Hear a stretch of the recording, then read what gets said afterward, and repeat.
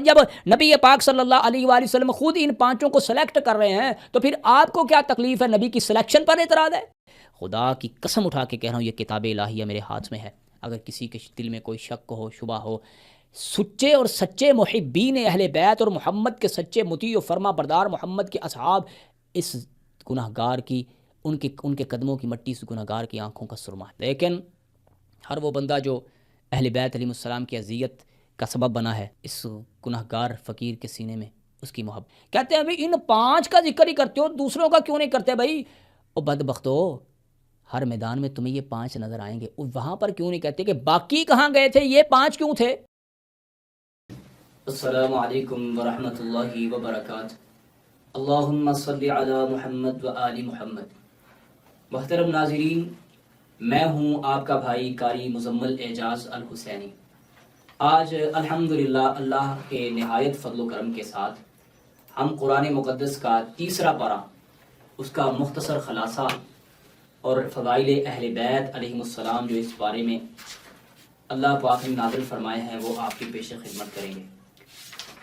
محترم ناظرین، سب سے پہلے ہم نے پروگرام یہی بنایا تھا کہ ہم ماہ رمضان کی ترتیب سے ہر روز ایک پارے کا خلاصہ آپ کی پیش خدمت کریں گے، آپ سنیں گے، خدا ہمیں بھی اور آپ کو بھی اجر عطا فرمائے گا۔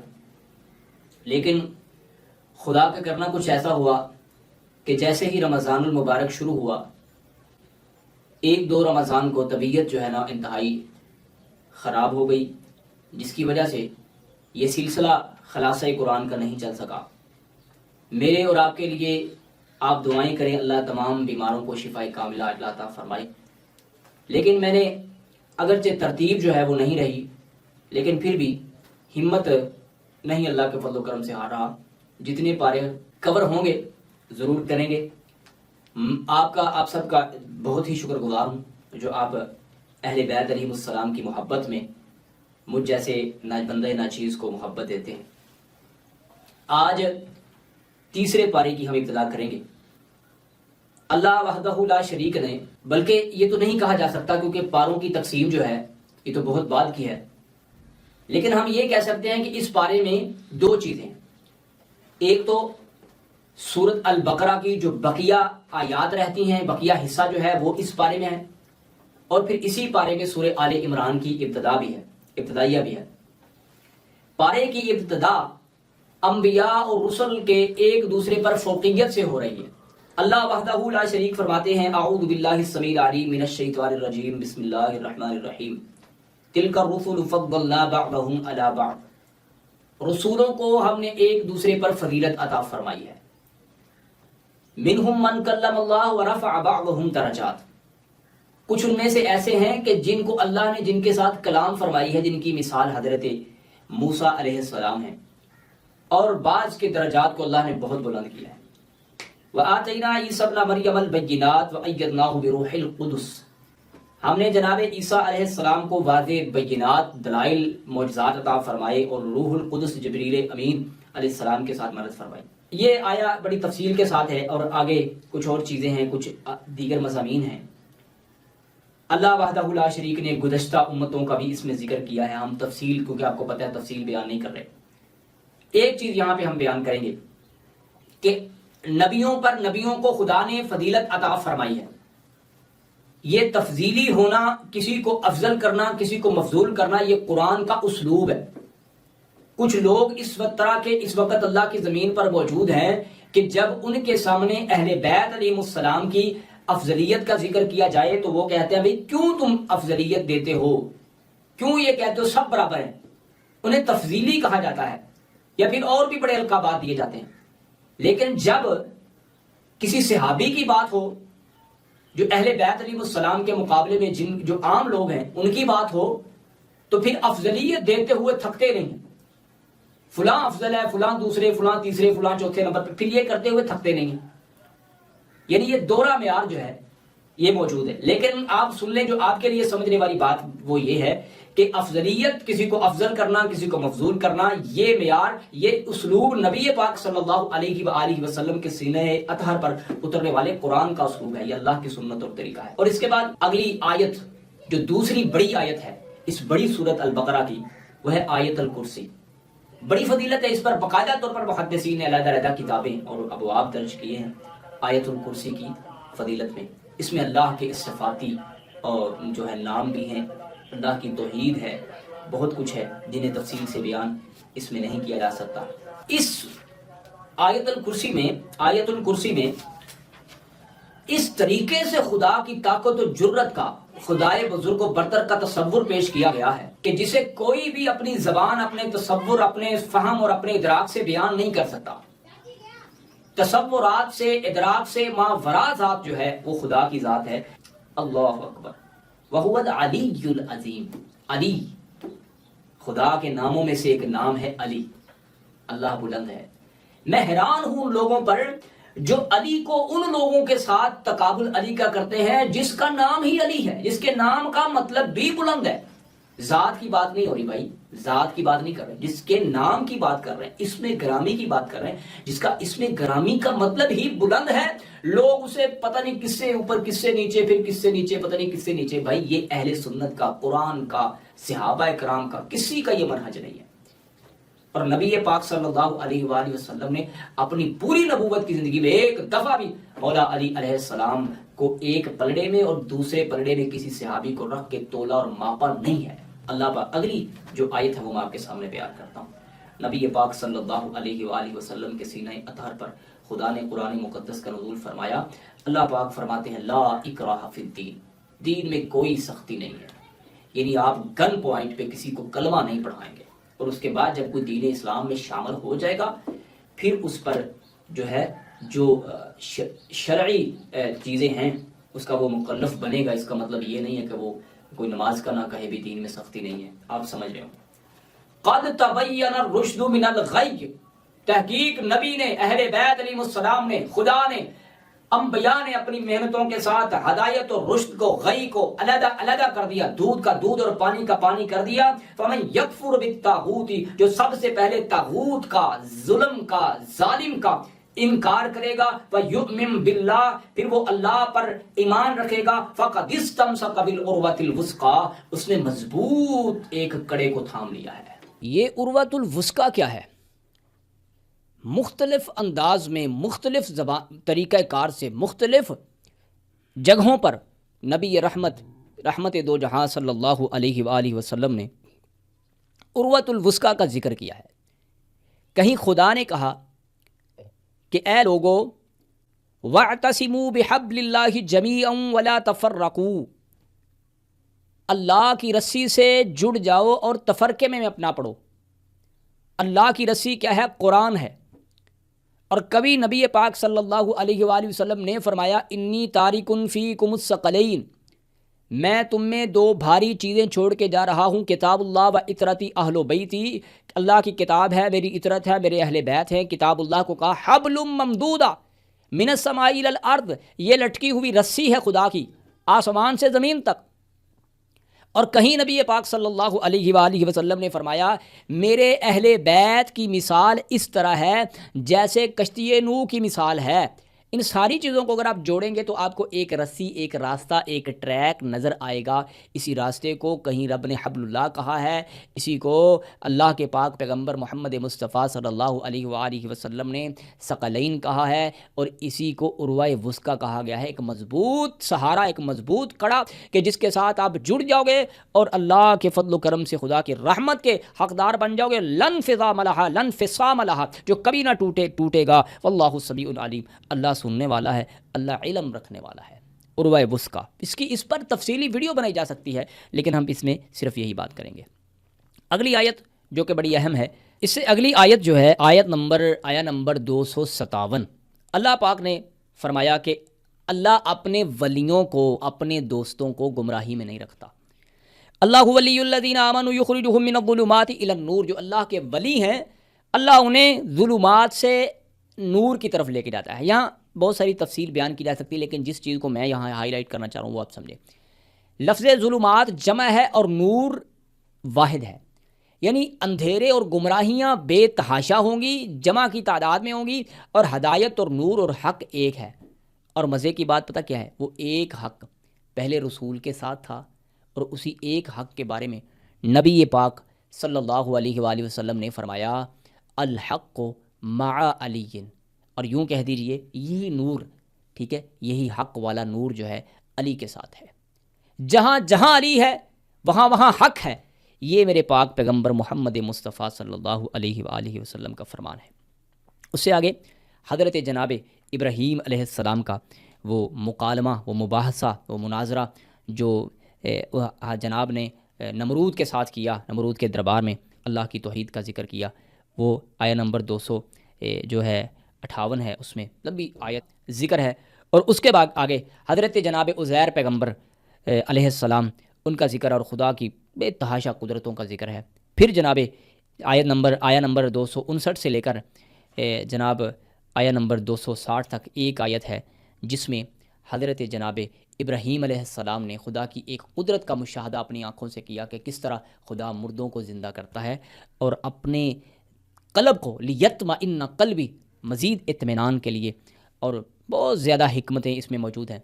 اس کے بعد آیہ نمبر 260 سے لے کر یہ تقریباً لمبا چوڑا مضمون ہے، آیہ نمبر 260 سے لے کر 281 تک، یعنی 281 تک، ٹھیک ہے، 281 تک اللہ کے رستے میں خرچ کرنے کے بارے میں جتنے مسائل ہیں، جتنے فضائل ہیں، خدا نے بیان کر دیے ہوئے۔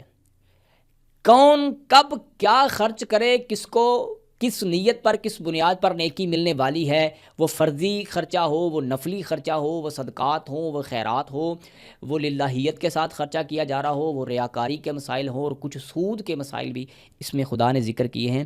آیہ نمبر 260 سے لے کر 281 تک آپ نے یہ سارے، لیکن اس میں 2-3 آیات ہیں جن کو میں ہائی لائٹ کرنا چاہ رہا ہوں۔ قرآن مقدس کی کوئی آیہ ایسی نہیں ہے جس کو اگنور کیا جائے، یہ پورا قرآن خدا کی حکمتوں سے بھرا ہوا ہے، لیکن اس خلاصے میں میرا مین جو چیزیں ہائی لائٹ کرنے کا مقصد ہے وہ اہل بیت علیہم السلام کے فضائل ہیں۔ اللہ اکبر۔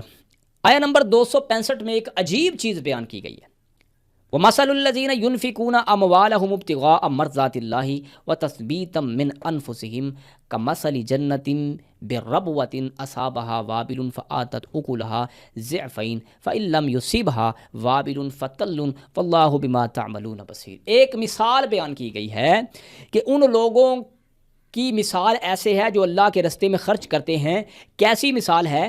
جو اللہ کے رستے میں خرچ کرتے ہیں مرضات اللہ، اللہ کی رضا کے لیے۔ یہ لفظ مرضات، اور آپ نے ایک پیچھے آیت پڑھی تھی وَمَن يَشْرِ نَفْسَهُ ابْتِغَاءَ مَرْضَاتِ اللَّهِ، جو بندے اللہ کی رضا کے لیے اپنی جان کو بیچ دیتے ہیں، ان لوگوں کا یہاں ذکر ہے جو اللہ کی رضا کے لیے اپنا مال خرچ کرتے ہیں۔ اللہ اکبر، اللہ اکبر۔ وہ اللہ وَتَثْبِيتًا مِّنْ أَنفُسِهِمْ، نفس کی مضبوطی کے ساتھ، دل سے پورا اطمینان کے ساتھ۔ ان کی مثال ایسے ہے جیسے ایک بلند جگہ پر ایک باغ ہے۔ آپ کو پتہ ہے ذمہ دار جس جگہ پر پانی لگانا ہوتا ہے، جہاں کوئی چیز اس کو بونا ہوتا ہے، اس کو ہموار کرتے ہیں، برابر کرتے ہیں، تھوڑا سا اس کو گہرائی میں لے جاتے ہیں تاکہ یہاں پہ پانی پہنچ جائے۔ لیکن اس باغ کی مثال جو اونچائی پر ہے، اونچائی کے باوجود بھی وہ دگنا پھل دے رہا ہے۔ اگر پانی نہ بھی پہنچے اس کو تو آسمان کے بادل، آسمان سے جو اوس پڑتی ہے اس اوس سے بھی وہ دگنا پھل عطا کرتا ہے۔ فَإِن لَّمْ يُصِبْهَا وَابِلٌ فَطَلٌّ وَاللَّهُ بِمَا تَعْمَلُونَ بَصِيرٌ، لیکن جو تم عمل کر رہے ہو انہیں خدا دیکھ رہا ہے۔ اور اس آیہ مبارک کے بارے میں حضرت عبداللہ ابن عباس رضی اللہ تعالیٰ عنہ اور دیگر صحابہ فرماتے ہیں نزلت فی علی ابن ابی طالب علیہ السلام، یہ آیہ امیر المؤمنین امام المتقین حضرت علی ابن ابی طالب علیہ السلام کے بارے میں نازل ہوئی ہے۔ اگلی آیہ نمبر 259 یعنی 269 269 آیت ہے۔ اللہ پاک فرماتے ہیں یؤتی الحکمۃ من یشاء، اللہ حکمت عطا فرماتے ہیں جسے چاہتے ہیں۔ وَمَن یؤت الحکمۃ، اور جسے حکمت عطا کر دی جائے، فقد اوتی خیرا کثیرا، اسے خیر کثیر عطا کر دیا گیا۔ وما یذکر الا اولو الالباب، اس کو نہیں سمجھتے مگر عقل والے، دانشور، جو یہ سمجھتے ہیں نا عقل استعمال کرنے کی ضرورت کیا ہے، بس لکیر کے فقیر بنتے جاؤ اور ٹرک کی بتی کے پیچھے چلتے جاؤ اور تدبر کی کوئی ضرورت ہی نہیں ہے، ان کے لیے نہیں ہے۔ وما یذکر الا اولو الالباب، عقل رکھنے والے اس سے نصیحت حاصل کرتے ہیں۔ اس آیت کے نزول کے بعد حضرت محمد مصطفیٰ صلی اللہ علیہ وآلہ وسلم فرماتے ہیں لوگوں سن لو، خدا نے حکمت کے 10 حصے کیے ہیں اور 10 میں سے 9 علی کو عطا کیے ہیں اور 1 حصہ پوری کائنات میں تقسیم کیا۔ آپ کہیں گے لوگ اعتراض کرنے والے کہ محمد رسول اللہ کہاں گئے؟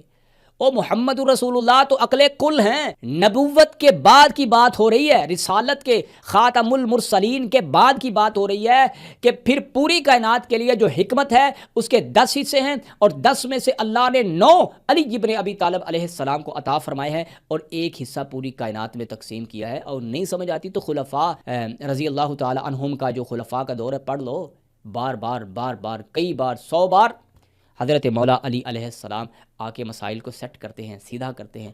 اور حضرت عمر رضی اللہ تعالیٰ عنہ فرماتے ہیں لولا علی لحلق عمر، اور نبی پاک صلی اللہ علیہ وآلہ وسلم نے خود نہیں فرمایا انا مدینۃ العلم و علی بابھا، میں نبی پاک رحمت دو جہاں صلی اللہ علیہ وآلہ وسلم نے فرمایا میں حکمت کا شہر ہوں اور علی اس کا دروازہ ہے۔ حکمت، اللہ اکبر، اور جسے حکمت عطا فرما دی گئی ہو اسے خیر کثیر عطا فرما دیا گیا۔ اور اس کے بعد تیسری آیت جو ہے اس میں آیت نمبر 274 ہے، یعنی 274 آیت نمبر ہے، الذین ینفقون اموالہم باللیل والنہار سرا وعلانیہ فلہم اجرہم عند ربہم ولا خوف علیہم ولا ہم یحزنون۔ اس آیہ مبارک کے بارے میں شواہد التنزیل میں علامہ حسکانی نے بڑی بہترین بات لکھی۔ انہوں نے کہا، بلکہ ایک صحابی فرماتے ہیں نبی پاک صلی اللہ علیہ وآلہ وسلم کہ سینہ اطہر پر جب یہ آیہ مبارک اتری نا تو یہ آیت کس کے بارے میں اتری؟ حضرت جناب امیر المؤمنین علی۔ دیکھیں یار، خدا کی قسم اس سے بڑا کیا ظلم ہے جو حضرت ابو بکر کا خرچہ لوگوں کے سامنے بیان کرتے ہیں۔ اچھا، ہم نے آج تک یہی سمجھا تھا کہ شاید حضرت ابو بکر، حضرت عثمان یہ صحابہ خرچ کرتے تھے، مولا علی خرچ ہی نہیں کرتے تھے، انہوں نے کوئی خرچہ ہی نہیں کیا۔ خدا کی قسم میں اپنی بات کرتا ہوں، مجھے آج تک اس بات کرے، میں نے کہا بھی مولا علی فقیر آدمی تھے، بس وہ کیا خرچ کرتے تھے، خرچ کرنے والے تو کوئی اور تھے۔ اور بھائی مال کم یا زیادہ ہونے کی بات نہیں ہے، خرچ کرنے کی بات ہے۔ جب میں مولا علی کی بات بتاتا ہوں، اللہ اکبر، صحابہ کہہ رہے ہیں، منہج صحابہ بھائی کہ آپ کے پاس درہم تھے، آپ نے 4 درہم تھے، 4، اللہ اکبر، 1 کو بن نہار آپ نے دن میں خرچ کر دیا، 1 کو آپ نے رات میں خرچ کر دیا، 1 کو آپ نے چھپا کر خرچ کر دیا، 1 کو آپ نے اعلانیہ طور پر خرچ کر دیا۔ یعنی قرآن کی اس آیت کو تفسیر کیا، اس کی تفسیر پر پورا اترنے کی کوشش کی، اللہ اکبر۔ اور صحابہ کرام فرماتے ہیں یہ آیہ مبارک جو ہے حضرت امیر المؤمنین علی ابن ابی طالب علیہ السلام کے بارے میں اتری، نزلت فی علی ابن ابی طالب علیہ السلام، اللہ اکبر۔ اس کے بعد کچھ سود کے مسائل ہیں، اللہ اکبر، انشاءاللہ یہ پھر کبھی آپ کی پیش خدمت کریں گے۔ اور اس کے بعد اینڈ پر ہم جاتے ہیں، اس سورہ البقرہ کی آخری 2 آیات ہیں جس میں دعائیں بھی ہیں اور بہت کچھ ہے۔ آمن الرسول بما انزل الیہ من ربہ والمؤمنون کل آمن باللہ وملائکتہ وکتبہ ورسلہ لا نفرق بین احد من رسلہ، یہ ساری ہے۔ اور اس آیہ کے بارے میں حدیث مصطفیٰ علیہ السلام میں موجود ہے کہ جس طرح معراج پر اور تحفے نبی پاک صلی اللہ علیہ وآلہ وسلم کو عطا کیے گئے، ٹھیک اسی طرح نبی پاک صلی اللہ علیہ وآلہ وسلم کو سورہ البقرہ کی آخری 2 آیات بھی عطا کی گئی۔ اس کی بڑی فضیلت ہے، اس کو پڑھنے کو، رات کو ان آیات کی تلاوت کرنے کی بڑی فضیلت۔ آگے چلیے، نبی پاک صلی اللہ علیہ وآلہ وسلم کے سینہ اطہر پر اترنے والی یعنی قرآن مقدس کے مصحف کے اعتبار سے جو دوسری صورت ہے وہ آپ کے سامنے سورہ آل عمران شروع کر رہے ہیں۔ آل عمران، یہ نام بڑا دلچسپ ہے، کئی عمران گزرے ہیں، حضرت موسیٰ علیہ السلام کے والد حضرت جناب مریم علیہ السلام کے والد، اور تیسرے عمران جو ہیں وہ بنی اسماعیل کے حضرت محمد مصطفیٰ علیہ وآلہ وسلم کی امت کے عمران حضرت ابو طالب علیہ السلام کا بھی نام بتایا جاتا ہے، لیکن عبد مناف بھی نام بتایا جاتا ہے، یہ شیعہ سنی دونوں کتب میں موجود ہے۔ آل عمران، ہاں اس سے بھاگے کوئی ٹھیک ہے بھاگ جائے، لیکن جو آل محمد کا ذکر جو ہے اس صورت میں موجود ہے، آیہ مباہلہ کی شکل میں اور دیگر صورتوں کی شکل میں۔ سب سے پہلے قرآن مقدس کی اس صورت کا ابتدا اللہ پاک فرماتے ہیں الف لام میم، حروف مقطعات سے، اللہ لا الہ الا هو الحی القیوم، اللہ حی ہے، اللہ قیوم ہے، ہمیشہ قائم رہنے والا ہے۔ نزل علیک الکتاب بالحق مصدقا لما بین یدی وانزل التوراۃ والانجیل من قبل هدى للناس وانزل الفرقان ان الذین کفروا بآیات اللہ لهم عذاب شدید واللہ عزیز ذو انتقام۔ اس اللہ کی توحید کے بعد قرآن مقدس کی وحی الہی کی حقانیت کا خدا نے ذکر فرمایا، اور اس کے بعد کافروں کے رویے کا خدا نے ذکر کیا۔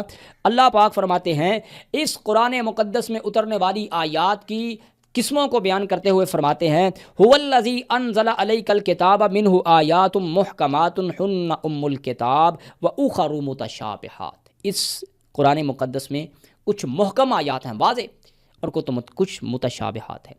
فاما الذین فی قلوبہم زیغ، وہ لوگ جن کے دلوں میں ٹیڑھا پن ہے، فَيَتَّبِعُونَ مَا تَشَابَهَ مِنْهُ ابْتِغَاءَ الْفِتْنَةِ، وہ متشابہ آیات کا پیچھا کرتے ہیں فتنہ تلاش کرنے کے لیے، وَابْتِغَاءَ تَأْوِيلِهِ، اور پھر اس کی نئی نئی تعویلات تلاش کرنے کے لیے، وَمَا يَعْلَمُ تَعْوِيلَهُ إِلَّا اللَّهُ وَالرَّاسِخُونَ فِي الْعِلْمِ، اس کی تعویل یا تو خدا جانتا ہے یا وہ لوگ جو علم راسخون فی العلم ہیں۔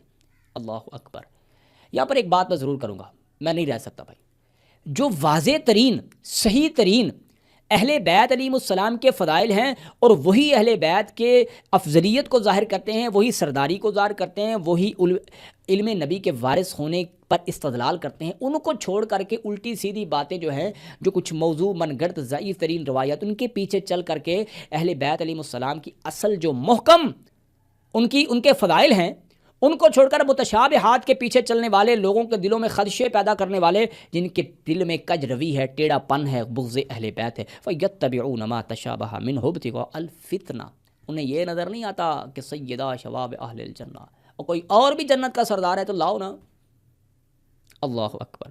وَمَا يَعْلَمُ تَعْوِيلَهُ إِلَّا اللَّهُ وَالرَّاسِخُونَ فِي الْعِلْمِ، نبی پاک صلی اللہ علیہ وآلہ وسلم فرماتے ہیں، حضرت ابن عباس رضی اللہ تعالیٰ عنہ قال قال رسول اللہ صلی اللہ علیہ وآلہ وسلم من اراد ان ينظر الى ابراہیم فی حلمہ والى نوح فی حکمتہ فلینظر الى علی بن ابی طالب علیہ السلام، اور جو ابراہیم کے حلم کو، نوح کے حکمت کو، یوسف کے حسن کو دیکھنا چاہتا ہے، وہ علی بن ابی طالب علیہ السلام کی طرف دیکھ لے، اسے سب کچھ نظر آئے گا۔ اور یہی راسخون فی العلم ہے، اور اس سے بڑا علم میں راسخ کون ہے؟ جو نبوت کا، ومن عندہ علم الکتاب، کہ جس کے بعد کتاب الہی کا علم ہے۔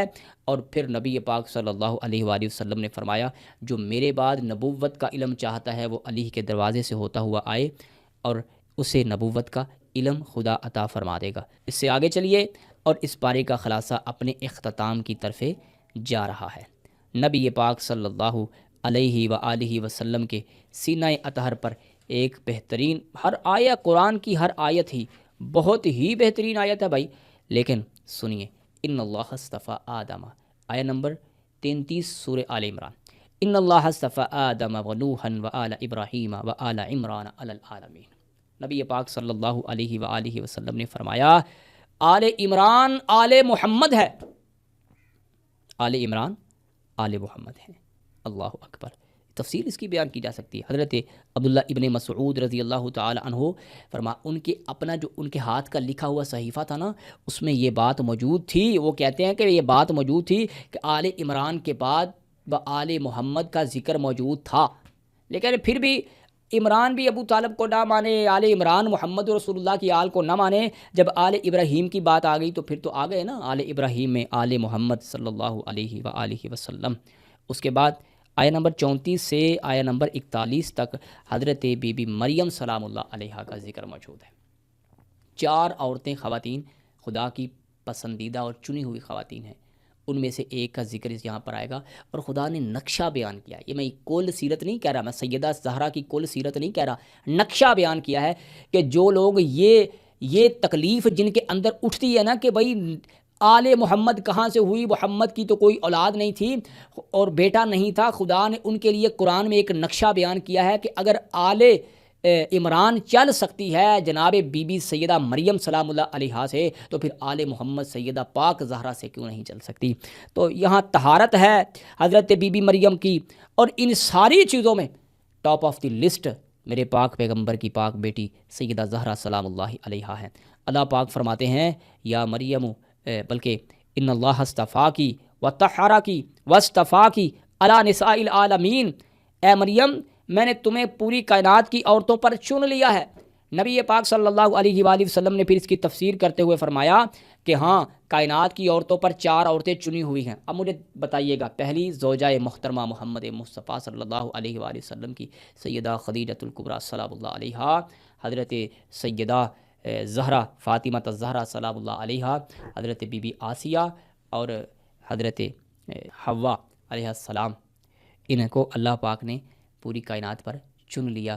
تو ان میں سے سب سے بلند ترین شخصیت سیدات نساء اہل الجنہ حضرت سیدہ فاطمہ الزہرا سلام اللہ علیہا ہے. اور بھی بہت ساری باتیں ہیں جو یہاں پہ میں بیان نہیں کر رہا. اس کے بعد جناب عیسیٰ پیغمبر کا ذکر ہے. بھائی اللہ پاک نے حضرت عیسیٰ نبی پر ہونے والے فضل، ان کو عطا کیے ہوئے معجزات کا اللہ نے ذکر فرمایا. اور یہاں پر پھر اللہ نے جناب عیسیٰ علیہ السلام کی دعوت اور لوگوں کو یہ کہنا کہ کون ہے میرا مددگار، اس کا خدا نے ذکر فرمانے کے بعد اس پارہ کی چمکتی ہوئی آیت آیہ مباہلہ ہے. اور دین نبی کی سربلندی کی وجہ، دین نبوی کی سربلندی کی وجہ سب سے پہلے محمد، پھر آل محمد اور پھر سچے اور سچے جانثار اصحاب محمد علیہم السلام ہیں. جس نے جو حصہ ڈالا خدا کی قسم اس نے اپنی آخرت کو بہتر کیا. لیکن ہمارے لیے حجت محمد و آل محمد ہیں. اللہ پاک فرماتے فمن حاجک من فیہ من بعد ما جاءک من العلم. نبی پاک صلی اللہ علیہ وآلہ وسلم کے پاس ایسا یہ بہت بڑی اسلام کی فتح ہے جسے اس پر ایک علیحدہ ویڈیو میں گفتگو کی جا سکتی ہے. لیکن کیونکہ میں اپنے خلاصے کا حصہ اسے بنایا ہے اور انشاءاللہ اسی میں چند منٹ میں اسے کور کروں گا. نبی پاک صلی اللہ علیہ وآلہ وسلم کے پاس عیسائی آ گئے اور عیسائی کیا کہنا چاہ رہے ہیں؟ وہ محمد سے حضرت جناب عیسیٰ علیہ السلام کے متعلق وہ عقیدہ منوانا چاہتے ہیں جو عقیدہ کتاب الہی اور وحی الہی کے خلاف ہے. آپ نے ان کو دیکھیں بھائی، ماننے والے نہیں مانتے، نہ ماننے والے نہیں مانتے، چاہے سامنے سمجھانے والا، دلائل دینے والا، براہین پیش کرنے والا خود محمد الرسول اللہ ہو. جنہوں نے نہیں ماننا. اور پھر نبیوں کے بارے میں خدا نے کہا کہ کہہ دیجیے وما علینا الا البلاغ المبین، ہم پر وعدے پہنچا دینے کی ذمہ داری ہے. نہیں مانو گے تو خدا کو خود جواب دہ ہوگے. نبی پاک صلی اللہ علیہ وآلہ وسلم نے بڑی دلائل دیے بھائی نہ مانے. تو پھر انہوں نے کہا کہ بلکہ خدا نے خود کہا فمن حاجک فیہ من بعد ما جاءک من العلم، علم آ جانے کے بعد آپ نے دلائل و براہین کے ڈھیر لگا دیے، انبار لگا دیے. نہ ماننے کے بعد انہیں کہہ دیجیے فقل تعالوا ندعو ابناءنا وابناءکم، زبان سے لڑتے رہیں بھی ان کے ساتھ، یہ نہیں سمجھیں گے. جب انہیں اپنی جانوں کا خطرہ پڑے گا تو پھر حق واضح ہو جائے گا. انہیں بلائیے، تم اپنے بیٹوں کو لے کے آؤ اور میں اپنے بیٹوں کو لے کے آتا ہوں. خدا کو پتا تھا کہ محمد رسول اللہ کا کوئی بیٹا نہیں ہے، لیکن خدا کہہ رہے انہیں کہو کہ تم اپنے بیٹوں کو لے کے آؤ، میں اپنے بیٹوں کو لے کے آتا ہوں. اللہ اکبر. ونساءنا ونساءکم، اور تم اپنی عورتوں کو لے کے آؤ اور میں اپنی عورتوں کو لے کے آتا ہوں. 9 یا 11 بیویاں تھیں میرے نبی کی.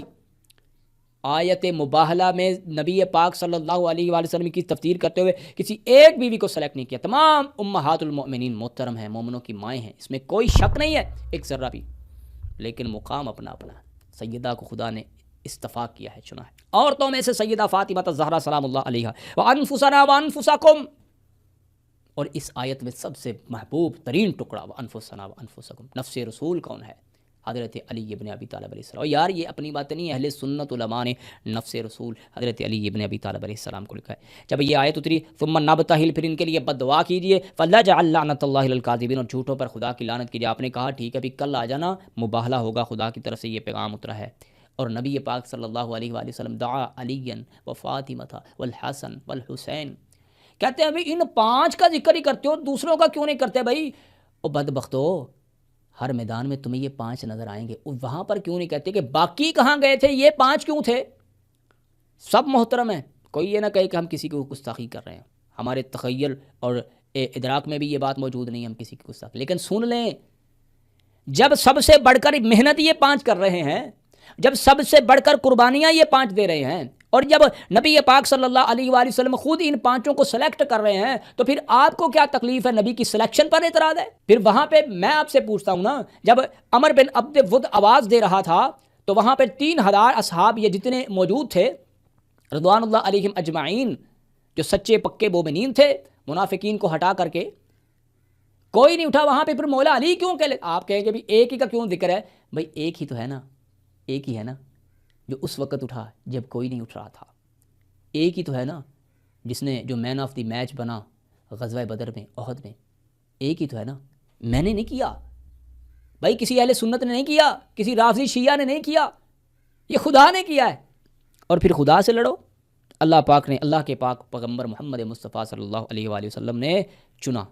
دعا علی و فاطمہ والحسن والحسین، حجت الہیہ خدا کی زمین پر، حجت خدا کی. جب بلایا گیا ان کے چہرے پر نور چہروں کو، خدا کی جو حجت ہوتی ہے نا، اس کے جسم کے انگ انگ سے نور کی شعائیں ایسے. خدا کی جو حجت ہوتی ہے نا، وہ زبان سے بول کر کہتی کہ میں خدا کی حجت ہوں. ان کی ادائیں، ان کی تعلیم، ان کی گفتار، ان کا کردار یہ واضح کر رہا ہوتا ہے، ان کی سیرت یہ واضح کر رہی ہوتی ہے. جب نبی پاک صلی اللہ علیہ وآلہ وسلم اپنے بھائی وسیع حضرت امیر المؤمنین علی بن ابی طالب علیہ السلام کو لے کے آئے، اپنے بیٹوں کو سیدہ شباب اہل الجنہ کو لے کے، اور اپنی لخت جگر بضعۃ منی سیدہ فاطمہ سلام اللہ علیہا کو لے کے آئے، اور جب ظالموں نے سامنے حجتوں کو دیکھا تو پھر دم دبا کے بھاگ گئے بھائی، کوئی نہ رکا. اور خدا نے اسلام کو بہت بڑی کامیابی عطا فرما دی. اور پھر آپ اس پر اعتراض کرتے رہیے کہ یہ 5 کا ذکر ہی کیوں ہوتا ہے. جب چادر لیتے ہیں تو 5 ہوتے ہیں، جب مباہلہ میں جاتے ہیں تو 5 ہوتے ہیں، جب کربلا میں ہوتے ہیں تو 5 میں سے 1 ہوتا ہے، جب احد میں ہوتے ہیں تو ان 5 میں سے 1 ہوتا ہے. خدا کی قسم اٹھا کے کہہ رہا ہوں، یہ کتاب الہیہ میرے ہاتھ میں ہے. اگر کسی کے دل میں کوئی شک ہو، شبہ ہو، سچے اور سچے محبین اہل بیت اور محمد کے سچے مطیع و فرما بردار محمد کے اصحاب اس گناہ گار کی، ان کے قدموں کی مٹی سے گناہ گار کی آنکھوں کا سرما. لیکن ہر وہ بندہ جو اہل بیت علیہ السلام کی اذیت کا سبب بنا ہے، اس گناہ گار فقیر کے سینے میں اس کی محبت نہیں ہے. اللہ اکبر. نبی پاک صلی اللہ علیہ وآلہ وسلم کے سینہ اطہر پر قرآن مقدس کا نزول ہوا. اللہ پاک نے اسی پارے کے اینڈ میں بات ختم کرتا ہوں، اینڈ میں ایک بہترین آیت جو اللہ نے میثاق لیا انبیاء کا، خاتم المرسلین کا، اس کا خدا نے ذکر فرمایا. اور اللہ پاک فرماتے ہیں اس میثاق کے بعد اگر انبیاء نے بھی کوئی روح گردانی کرنے کی کوشش کی تو وہ بھی نعوذ باللہ من ذالک استغفر اللہ فاسقین میں لکھے جائیں گے. فمن تولی بعد ذالک فاولئک هم الفاسقون. اللہ سے دعا ہے جو میں نے بیان کیا، اللہ ہم سب کو اس پر عمل کی توفیق عنایت فرمائے. سبحان ربک رب العزۃ عما یصفون وسلام علی المرسلین والحمد للہ رب العالمین.